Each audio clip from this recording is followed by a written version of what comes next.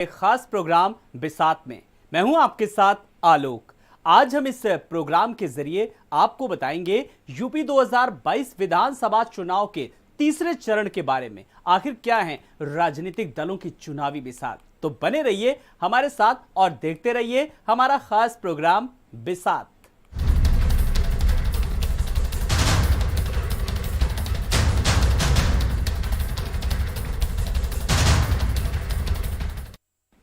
तो यूपी विधानसभा चुनाव 2022 के तीसरे चरण के 16 जिलों की 59 सीटों पर वोटिंग होना अभी बाकी है। तीसरे चरण के मतदान के लेकर के जीत के लिए क्या क्या है राजनीतिक दलों के चुनावी समीकरण, ये जानने के लिए हमारी खास रिपोर्ट देखिए।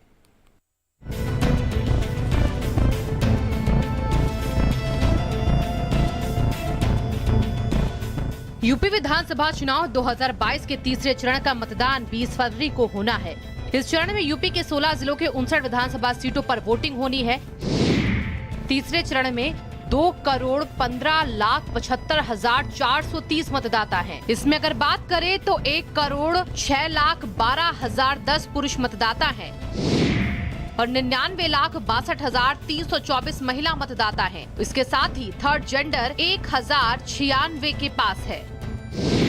यूपी विधानसभा चुनाव 2022 के तीसरे चरण में 16 जिले शामिल हैं, जिसमें कासगंज, हाथरस, फिरोजाबाद, एटा, मैनपुरी, फर्रुखाबाद, कन्नौज, इटावा, औरैया, कानपुर देहात और कानपुर नगर के साथ जालौन, हमीरपुर, महोबा, झांसी, ललितपुर है।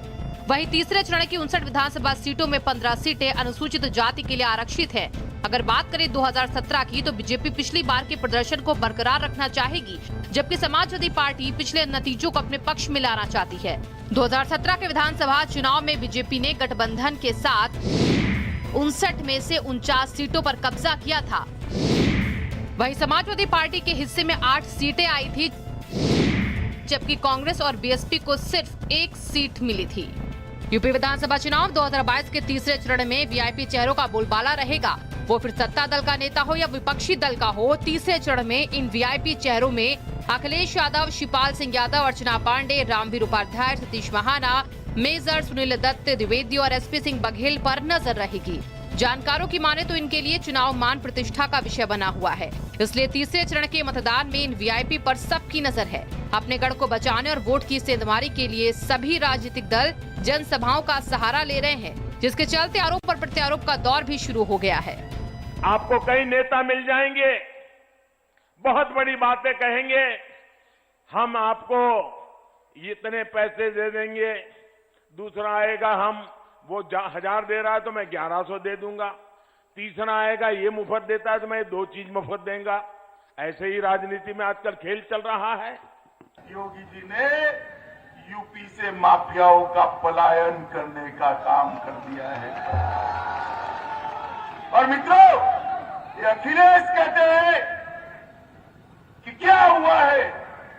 अरे अखिलेश बाबू, जिसका चश्मा ही पीला हो ना, उसको सब पीला ही दिखाई पड़ता है। मैं कह सकता हूं, उत्तर प्रदेश में अब दंगे नहीं होते, उत्तर प्रदेश में व्यापारी किसानों पर बमबाजी नहीं होती, बल्कि उत्तर प्रदेश में तो बड़ी तेजी के साथ, धूम धड़ाके के साथ कांवड़ यात्रा निकलती है। अब कर्फ्यू नहीं, कांवड़ यात्रा और बमबाजी नहीं। हर कांवड़ यात्री हर हर बम बम का नारा लगा करके चलता है। पहले चरण से ही समाजवादी पार्टी आगे बढ़ रही है और जो लोग कह रहे थे कि गर्मी निकाल देंगे,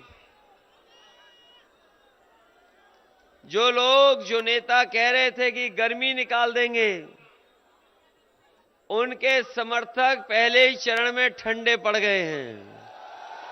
इटावा में आज केशव प्रसाद मौर्य जी हैं और केशव जी ये मुलायम सिंह, अखिलेश यादव, शिवपाल यादव की ये धरती है और यहाँ पर आपने 2 सीटें जीती थी पिछले चुनाव में। एक जसवंत नगर शिवपाल यादव जीते, इस बार क्या है?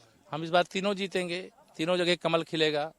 हम 2017 से जो 22 के बीच में बहुत काम किए हैं, बहुत गुंडागर्दी से लोगों को मुक्ति दिलाए हैं। इसके कारण से लोग कमल खिलाना चाहते हैं, क्योंकि कमल की छाया में ही सुरक्षा, चाहे वो कोई भी जाति बिरादरी के और जो सपा में भी कुछ लोग डर के मारे रहते हैं वो भी अब कमल के साथ आ गए। कि यहाँ तो यादव परिवार है पूरा उसका। ये जाति का चुनाव नहीं है, ये तो विकास का चुनाव, ये सुरक्षा का चुनाव है।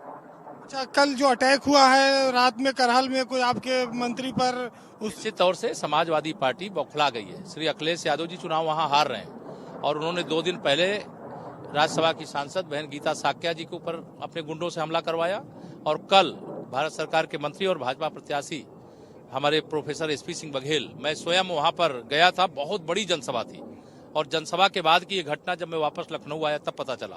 तो इस घटना की मैं निंदा भी करता हूं और उनके गुंडे अपराधियों को चेतावनी भी देता हूं कि बहुत अखिलेश यादव जी के चढ़ावे में ना आवे और अन्यथा उनके लिए क्या 10 मार्च के बाद होगा वो स्वयं समझ लें। अच्छा, ये जो इलाका है ये बेल्ट, समाजवादी बेल्ट माना जाता है, 8-10 जिले और सांसद हमारा है, विधायक हमारे हैं, समाजवादी बेल्ट कहाँ के रह गया? ये माना जाता था और आने वाले समय में समाजवादी पार्टी थी, आगे जनता समाजवादी पार्टी को समाप्तवादी पार्टी करेगी। तो केशव जी ने इटावा में आज ललकारा है खुल के और ये कहा है कि इटावा किसी की जागीर नहीं है, सियासत में जनता अपने पसंद का नेता चुनती है, अपना नेता बनाती है। खास बात यह है कि तीसरे चरण में जिन 16 जिलों में चुनाव होना है उनमें से 9 जिले यादव बहुल आबादी वाले हैं। इसमें फिरोजाबाद, मैनपुरी, इटावा और एटा जैसे जिले शामिल हैं। राजनीतिक जानकारों की माने तो सपा की प्रतिष्ठा दांव पर लगी है। दरअसल एक दौर था जबकि ये सभी इलाके मुलायम सिंह यादव का गढ़ माने जाते थे। अगर बात करें 2017 में हुए विधानसभा चुनाव की तो 30 यादव बहुल सीटों के बावजूद एसपी सिर्फ 6 सीटें जीत पाई। सत्ता में रहते हुए समाजवादी पार्टी का सबसे खराब प्रदर्शन था।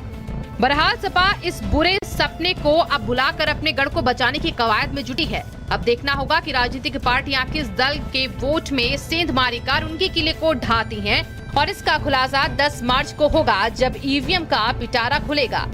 स्पेशल रिपोर्ट, भारत समाचार।